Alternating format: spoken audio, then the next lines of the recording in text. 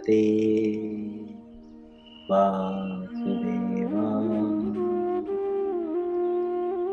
ओम नमो भगवते वासुदेवाय।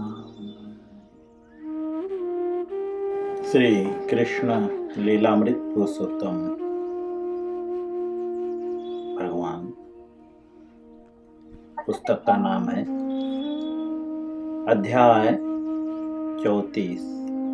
अध्याय का नाम है विद्याधर मोक्ष तथा शंखचूर्ण वध। जैसा कि हमने कल पढ़ा, भगवान जंगल में घूमने गए और जंगल में घूमते हुए उनके साथ जो घटना हुई श्रील प्रभुपाद जी कह रहे हैं, बता रहे हैं। तो शंखचूर्ण जो है, विद्याधर मोक्ष की कथा तो हमने सुन ली। अब शंखचूर्ण वध। देखो, दोनों के शब्दों में अंतर है, एक मोक्ष और एक वध।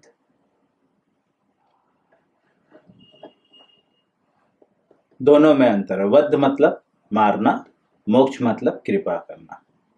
भगवान दोनों तरफ से कृपा करते हैं, लेकिन मोक्ष मतलब जो किसी श्रापवश उसको वह शरीर मिला था और भगवान ने उसको उस शरीर से मुक्ति दे दी। वध मतलब कि वो उसकी आदत थी और भगवान ने उसकी तोड़ाई की, उसको जो है वध बोलेंगे। वो उसकी प्रवृत्ति ही थी, योनि ही थी। वो किसी श्रापवश यहाँ इस शरीर में नहीं आया था, वो उसी योनि में, कर्मवश उस योनि में आया था। विद्याधर श्रापवश सर्प की योनि में आया था और शंखचूर्ण कर्म के कारण उस शरीर में आया था। हम जैसा कर्म करते हैं उस प्रकार का शरीर मिलता है।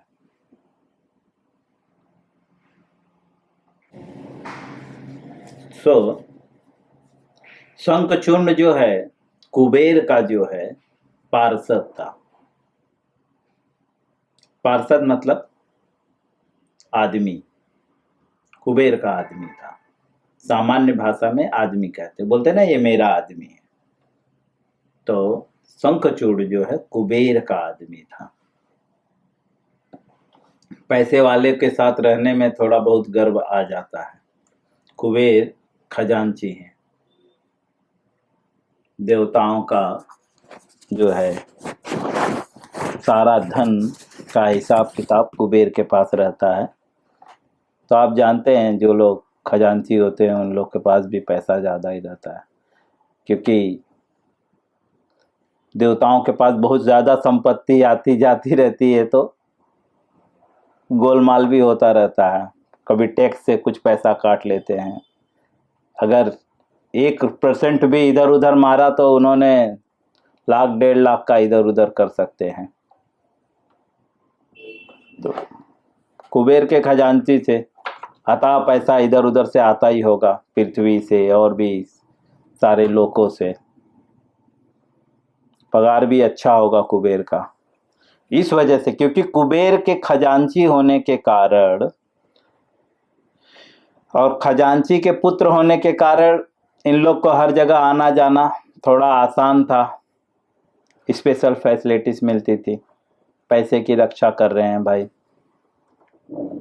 इस वजह से एक समय में कुबेर के पुत्रों को भी थोड़ा सा गर्व हो गया था कि हमारे बाप के पास तो बहुत। कभी कभी क्या होता है ना, कुछ लोग के पास संपत्ति खुद की तो नहीं रहती,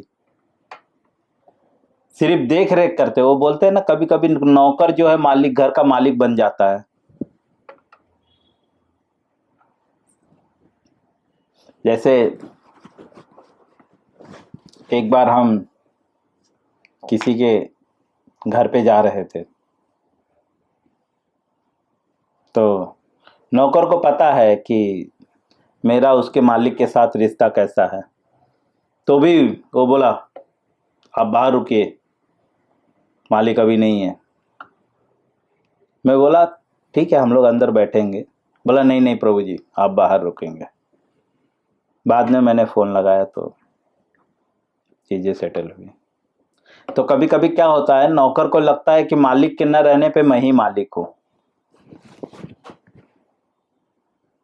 तो कुबेर के भी बच्चों को ऐसा ही गर्व था, अरे मेरे बाप के पास तो बहुत पैसा है, लेकिन हालांकि भले ही वो उसका नहीं है लेकिन ऐसा गर्व आ जाता है।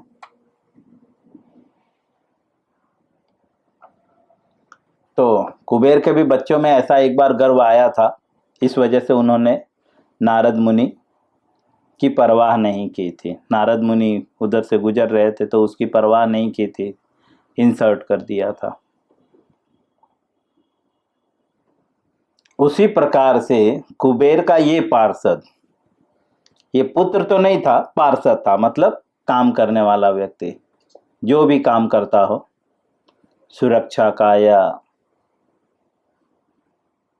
क्योंकि पैसे का इधर उधर ट्रांजैक्शंस करने के लिए कभी कभी असुरों की भी जरूरत पड़ती है।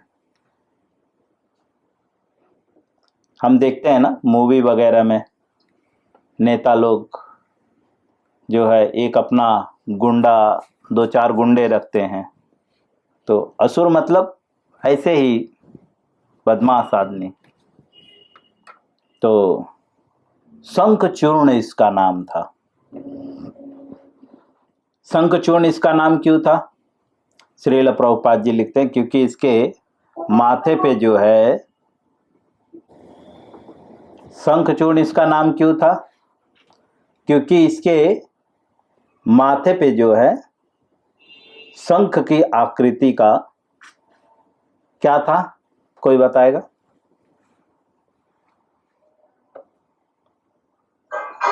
हरे कृष्णा प्रभु जी, एक मणि लगा था। शंख की आकृति का मणि था, जैसा कि अश्वत्थामा के भी माथे पे एक मणि था।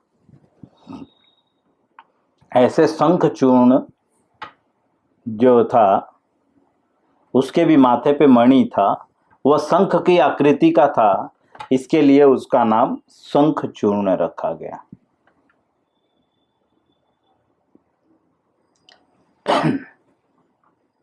तो अब कहानी स्टार्ट होती है।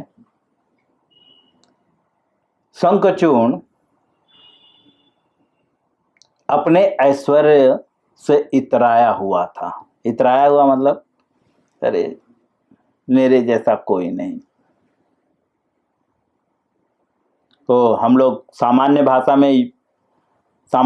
में प्रयोग करते हैं, ज्यादा इतरा मत। कभी कभी कुछ लोग भाव खाते तो हम बोलते हैं ज्यादा इतरा मत, समझा? टाइम पे इतराना मतलब नौटंकी, थोड़ा मैं बहुत स्पेशल हूँ। तो कुछ लोग ऐसे ड्रामा करने लगते थे, ज्यादा इतराओ मत, समझे? एक कान के नीचे देंगे तो सारा नस ढीला हो जाएगा। ये सामान्य भाषा है इतराना। तो ऐसे ही शंखचूर्ण थोड़ा सा अपने ऐश्वर्य के कारण इतरा रहा था। उसने सोचा कि श्री कृष्ण तथा बलराम सामान्य ग्वाले हैं,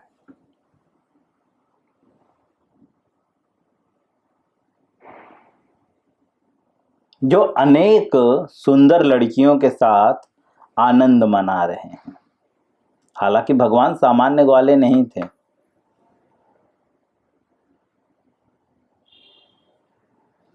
एक एज होने पे,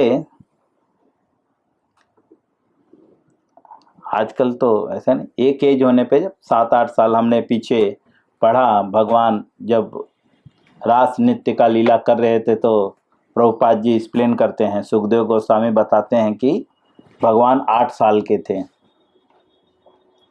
तो हम देखते हैं 8 साल जो है 5 साल से, जब लड़कियां 5 साल से बड़े हो जाते तो सब लोग खेलने कूदने साथ में जाते हैं, उनमें भेद नहीं रहता। 10, 11, 12 साल तक तो पता ही नहीं चलता कि मतलब लड़कों को लड़की क्या होती है, लड़की को लड़का क्या होता है, पता नहीं चलता। आजकल तो मॉडल जमाना है, सब पता चल जाता है। मेरे एज में तो हमें पता भी नहीं था। एक मतलब मैं 6वीं तक पढ़ा, मुझे पता ही नहीं चला कि लड़की क्या होती है और लड़के क्या होते हैं, दोनों में डिफरेंस क्या होता है।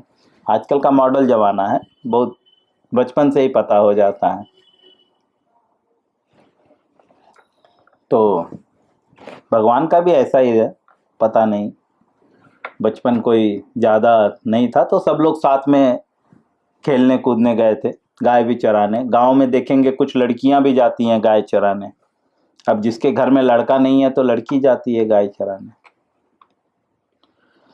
जो भी हो, हमने पिछले पैराग्राफ में पढ़ा है कि ब्रज गोपांगनाएं भी गई थी। बालिकाएं मतलब 5 साल की से ऊपर की अवस्था थी, 8-10 साल के अंदर की अवस्था थी, उनको बालक कहते हैं। एक तो शिशु अवस्था, फिर बाल अवस्था, फिर कुमार अवस्था और उसके बाद युवा अवस्था, वृद्धा अवस्था बाद में, और उसके बाद तो मृतक की अवस्था। कई अवस्थाओं से शरीर में जीवात्मा जो है प्रवास करता है। जन्म के बाद वह शिशु अवस्था में आता है, शिशु के पास बाल्य अवस्था में आता है, बाल्य के बाद कुमार अवस्था में। कुमार अवस्था किसे कहते हैं? 16-17 की आयु की।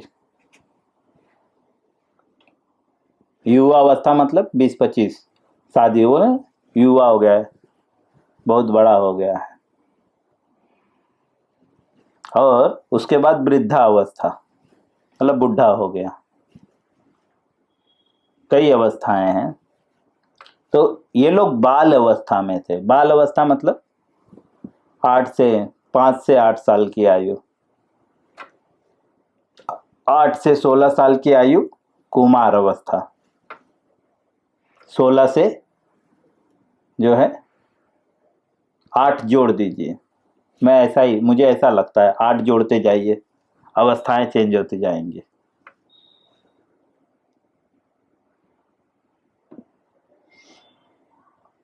सोलह में 8 जोड़ेंगे तो कितना होगा? 24, है ना? 24 साल की अवस्था युवा अवस्था हो जाएगी। 24 में 8 जोड़ दिए तो 32 है, कितना? 32। तो आजकल तो 32 साल मतलब लाल वाइट दाढ़ी बाल आ जाते हैं, तो बूढ़े तो पहुंच ही गए, कमर दर्द बदन दर्द सब चालू हो जाता है। ठीक है। सो भगवान युवा अवस्था में ही थे, लेकिन क्योंकि असुर प्रवृत्ति का था ना, शंखाचूर्ण असुर था, हम पढ़े, वह असुर था और कुबेर का पार्षद था। तो असुर लोग की चेतना ना बहुत दूषित होती है, हमेशा बुरा ही सोचते हैं। जो असुर प्रवृत्ति के लोग होते हैं वो हमेशा बुरा सोचते हैं। उनके बालकों में और युवा में कोई अंतर नहीं होता, बहन बेटी कोई फर्क नहीं होता। कभी कभी कुछ असुर ऐसे होते हैं कि वे अपनी ही बहन बेटियों पे बुरी नजर रखते हैं। समाज में ऐसे बहुत सारे प्रमाण हैं। तो शंखाचूर्ण जो है वो भगवान को सामान्य ग्वाल की भांति समझ रहा था, लेकिन भगवान सामान्य ग्वाल बाल नहीं थे, भगवान तो राजा भी थे, राजा के पुत्र थे, कोई साधारण नहीं थे, अच्छे परिवार के थे। हम जो है रास नृत्य में अंतिम में सुखदेव गोस्वामी बताते हैं भगवान अच्छे परिवार के थे, उनका परिवार बहुत ही चरित्रवान था। तो वे वैसे नहीं थे जैसा कि असुर सोच रहा है। तो असुर क्या सोच रहा है कि ये अनेक सुंदर लड़कियों के साथ जो है आनंद मना रहे हैं, जैसे आजकल के असुर लोग सोचते हैं।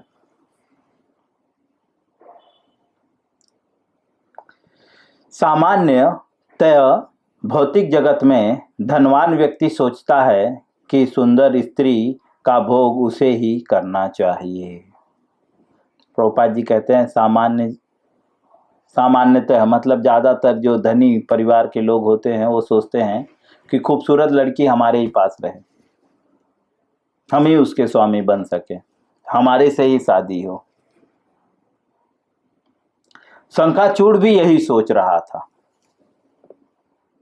हालांकि ऐसा नहीं था, लेकिन शंखाचूड़ ऐसा सोच रहा था क्योंकि वह कुबेर के धनाढ्य परिवार का था। शंखाचूड़ एक्चुअली अपने विषय में सोच रहा था, ये तो भगवान के साथ क्यों घूम रहे हैं, ये सुंदर लड़कियां हमारे साथ होनी चाहिए। क्यों? क्योंकि कुबेर ये शंखाचूड़ जो है कुबेर के धनाढ्य परिवार का था, पैसे वाले पार्टी थी।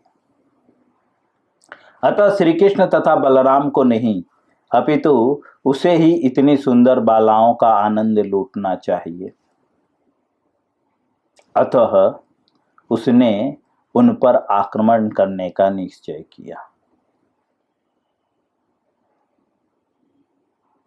वह श्री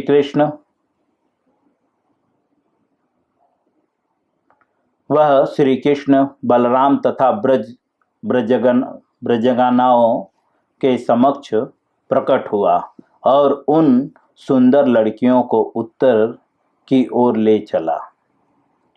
वो सबके सामने प्रकट होकर जो ब्रजंगनाएं थी, जो सुंदर लड़कियां थी, कि वो ब्रजंगनाएं बहुत सुंदर थीं,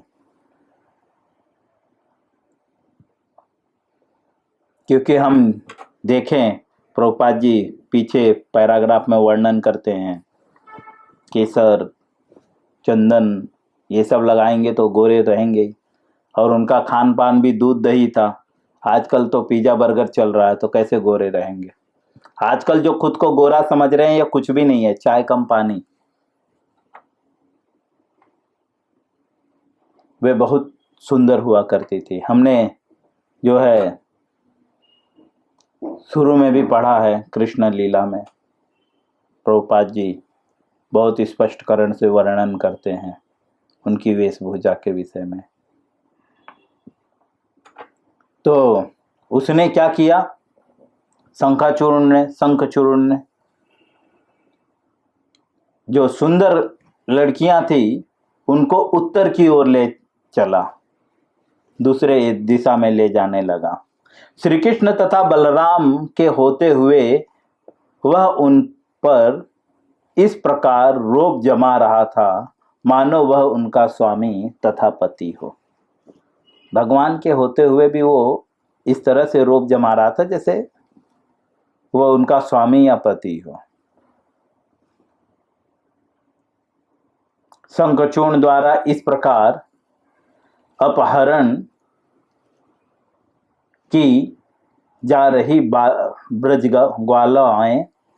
ब्रज बालाएं रक्षा के लिए श्री कृष्ण तथा बलराम का नाम ले लेकर पुकारने लगी। जब शंखचूड़ जो है जबरदस्ती रोब झाड़ते हुए सबको उत्तर की ओर ले जाने लगा, तो जो ब्रज बालाएं थी वे भगवान को पुकारने लगी। दोनों भाई अपने हाथ में साल की लट लेकर उनका पीछा करने लगे। साल एक प्रकार का वृक्ष होता है, बहुत सॉफ्ट होता है, तो उसकी जो है लता को लेकर जो है, एक सामान्य गांव में ये सारी चीजें होती हैं। जब कोई गाय चराने जाता है तो साल के लकड़ियों को तोड़ लेता है गायों को हाँकने के लिए। मुझे लगता है कि यूपी के भाषा में इसे लतेर भी कहते हैं शायद, वो या उसी टाइप का होता है ये, मुझे परफेक्टली नहीं बोल पाऊंगा लेकिन समथिंग वही।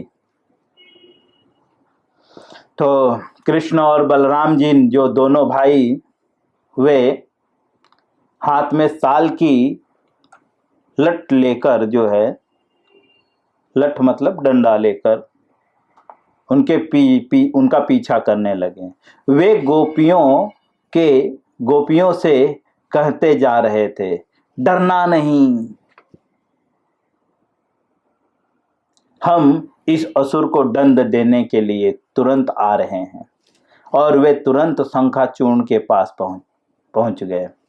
जब शंखचूर्ण ने सोचा कि ये दोनों भाई अत्यंत बलवान हैं, तो वह डर के मारे गोपियों को छोड़कर और अपनी जान लेकर भागा। शंखचूर्ण ने जैसे ही समझ गया, भगवान चलने फिर ना, जो ताकतवर व्यक्ति होते हैं उनके चलने से पता चल जाता है कि कितना ताकत है इनमें। तो शंखचूर्ण समझ गया और समझते ही वो क्या किया, गोपियों को छोड़कर भागना चालू किया। किंतु श्री कृष्ण ने उसे जाने नहीं दिया। उन्होंने बलराम को गोपियों सौंप दी। भगवान ने जो है बलराम को गोपियां सौंप दी मतलब भगवान ने बलराम को कहा कि आप इनकी रक्षा करिए, मैं असुर से निपट लेता हूं। और स्वयं जहां जहां शंखचूर्ण भागता उसका पीछा करते रहे। श्री कृष्ण इसके सिर के शंख सदृश मणि को लेना चाह रहे थे। भगवान क्यों ऐसा किए बलराम को यहाँ पे रोक के? क्योंकि भगवान की इच्छा थी कि वो मणि मैं ले लो, जो शंख की आकृति का था। सदृश मतलब शंख जैसा दिखता था वह मणि। थोड़ी दूर तक पीछा करने के बाद उन्होंने उसे पकड़ लिया और अपनी मुट्ठी से उसके सिर पर प्रहार करके उसे मार डाला। फिर उन्होंने वह मणि ले लिया और वापस चले गए। उन्होंने समस्त ब्रजांगनाओं की उपस्थिति में वह मणि अपने भाई बलराम को सौंप दिया। श्री कृष्ण जी जो है एक ही मुट्ठी के प्रहार से जो है शंखचूर्ण का वध कर दिया और उसका मणि ले लिया जो उसके मस्तक पे था, जो शंख सदृश था, अर्थात शंख की तरह दिखता था। यहाँ पे एक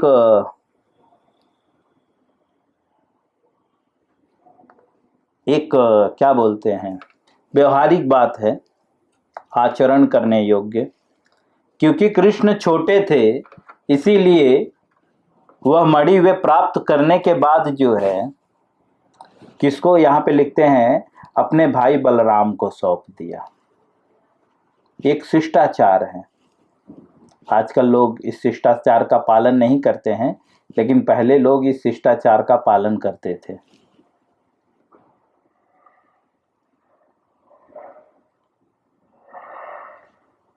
कोई भी चीज पहले बड़े भाई को दी जाती थी, या परिवार में या उस समय जो बड़ा हो उसको वो दायित्व दे दिया जाता था।